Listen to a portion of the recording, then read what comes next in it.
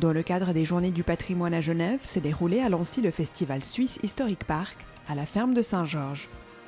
Ainsi, du 9 au 11 septembre, la ferme et ses alentours ont été le théâtre de reconstitutions, d'affrontements et d'épreuves entre combattants. Le Swiss Historic Park, en fin de compte, c'est la première année qu'on le fait au niveau de la fête du patrimoine historique suisse. Les différentes activités qui auront lieu aujourd'hui, ça consiste à différents campements de différentes époques. Donc ça commence de faire connaître à travers la reconstitution aux gens l'histoire et la culture suisse, parce qu'actuellement on est en train de proposer un projet au Conseil d'État qui serait de faire un centre culturel suisse sur Genève pour justement expliquer, puisque à Genève on a 172 nationalités, expliquer notre histoire pour une meilleure intégration de cette justement passion pour l'histoire, et puis des recherches qu'on a effectuées puisqu'on a mené une enquête de près de 4 ans en Suisse centrale pour justement savoir si le mythe fondateur de la Confédération était vrai ou pas vrai.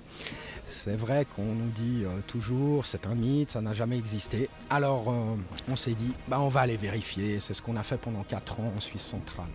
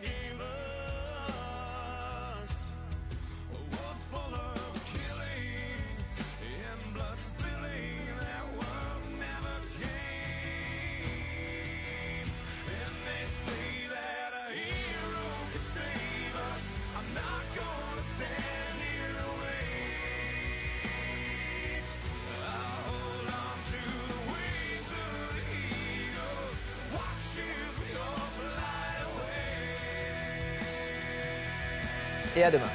Ils sont passionnés d'histoire suisse et pour partager leur exaltation commune, ils ont créé le Cercle des 100 Suisses.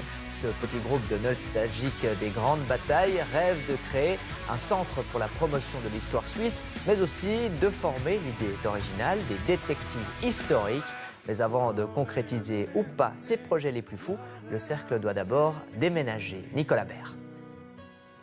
L'homme est du genre entreprenant. Jean-Charles Martin rêve depuis des années d'un centre pour la promotion de l'histoire suisse.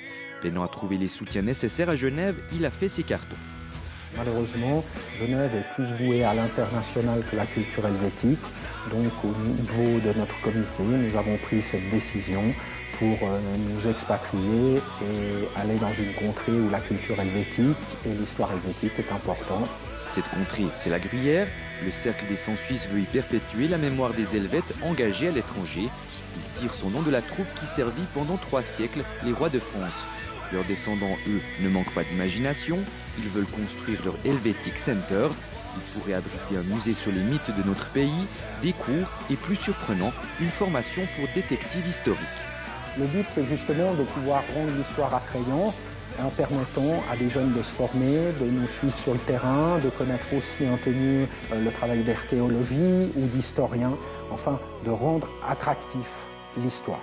Si le centre est encore à l'état de maquette, l'œuvre des 100 Suisses est déjà bien visible à Villars-Soumont, où ils ont participé à la restauration d'une stèle historique.